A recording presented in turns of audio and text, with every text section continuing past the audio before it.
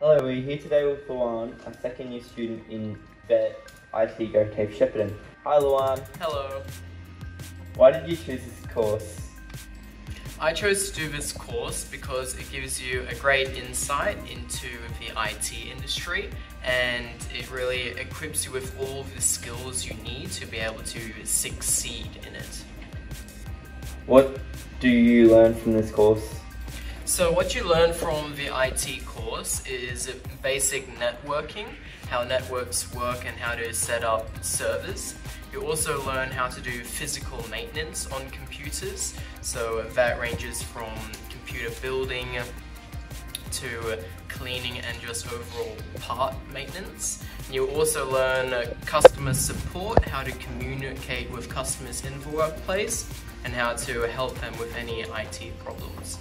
What do you want to do in the future? In the future, I would really want to go down to Melbourne and study cybersecurity. It mixes both of my passions for law and IT, and it just sounds like the perfect job overall.